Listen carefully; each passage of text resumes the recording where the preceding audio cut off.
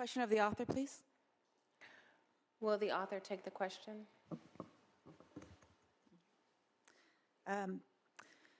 Will the author take the question? Yes. Wait, thank you. Through the president, we have seen national headlines of lesbian, gay, bisexual, transgender youth, particularly throughout California and in rural areas, predominantly held by conservative legislators, Republican legislators, being attacked for their choices in who they love, who they want to marry.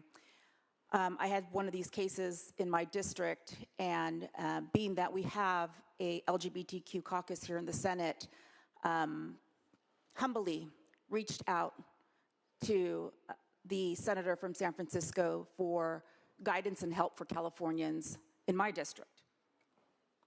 So the question I have is, since I didn't receive a response from him, what would he offer conservative rural Californians who battle with this issue in terms of protections? What would he offer for them? Because I didn't hear from him. He didn't answer my email or my text message. Thank you, Senator. Would you like to answer in your close? I didn't realize we were doing personal attacks today, but I'm happy. Listen, I've dedicated my life to queer kids. I have the San Francisco Police Department bomb dog is familiar with my home because of the work that I've done for LGBTQ youth. I've received thousands of death threats because of the work that I've done for LGBTQ youth. And I know that that is true in terms of that commitment of every member of our LGBTQ caucus and many non-LGBTQ members of this body.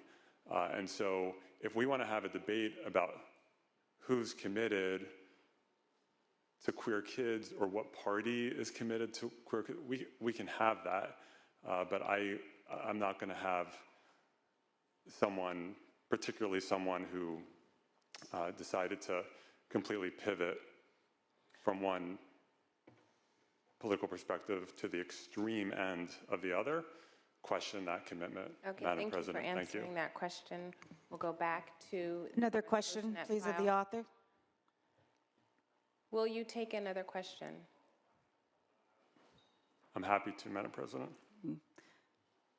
Not as a personal attack, but as a question of clarity.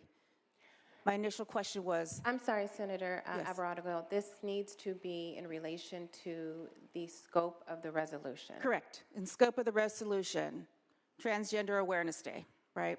So my original question was, how would the LGBTQ caucus and the author assist conservative represented districts and our constituents that are battling with these issues? And I didn't hear an answer, so I'm going to be more specific.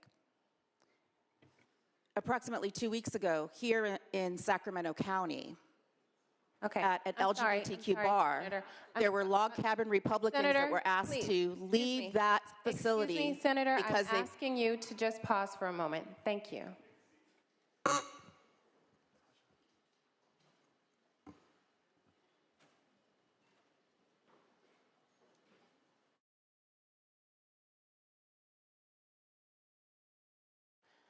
Senator Weiner, a question has been asked. Yes. Would you like to respond? Yeah, first of all, every member of this body has the capacity to help their constituents when they're under attack. If I have someone in my district who's under attack that is not a member of my community, I still help them. And so I would encourage, I know many members of this body do that, and I think every member of this body should do it. I also just want to say, our LGBTQ caucus over the last few years has done work around the state, visiting areas, not just blue districts, but red districts and rural districts up and down the state, meeting with community members in those communities who often do not feel represented because the people who are elected to represent them do not vote for their ability to exist and to have rights. And they met with our caucus, and we are absolutely committed to all LGBTQ residents of the state of California, whether they live in the most conservative areas or the most liberal areas. And so that is a priority for our district, for our caucus, and our caucus has stepped up over the last couple of years and done that work. And I want to thank our leadership, including our senator from San Fernando Valley, for helping lead in that effort. Thank you, Senator Weiner. Senator Alvarado-Gil. Thank you, Madam President. Permission to proceed with the second question. The question must be in relation to the motion or the resolution on the floor. Correct. I understand. And Senator Weiner, are you willing to take a third question? More than happy to, Madam President. Senator Alvarado-Gil, please Yes. ask your question and limit it to the scope of the resolution on the floor. Thank you. That's right. Thank you. So in reading the resolution, and I will say that I did support a version of this resolution without the intensity of the debate that's happened on the floor today. But right here in Sacramento County, just weeks ago, we had a situation where a business owner excluded LGBTQ. Senator, I'm sorry. If you can please limit it to specifically this resolution, to the question that you have. Great. Not a debate, the question that you have for the senator. Thank you. Would this resolution also protect LGBTQ members that are registered Republicans or that are part of the log cabin Republicans who were kicked out of a bar here in Sacramento without any response? Senator, I think you've asked your question. Would you like to answer? Yeah, thank you, Madam President. So this resolution is specifically about trans people. We'll have many other opportunities to talk about LGBTQ people in general. This is about trans people. And the idea of this resolution is that it's really actually basic, and it's really, frankly, mortifying that I even have to say this.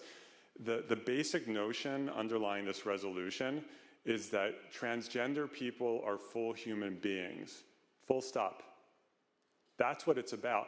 And we have to make that, it's hard for me to get my brain around the need to say that sentence, transgender people are full human beings. But that's where we are today because of what's happening from the president and others in trying to eliminate, eradicate, erase, dehumanize trans people. So this is about all trans people being full human beings. That's what it's about.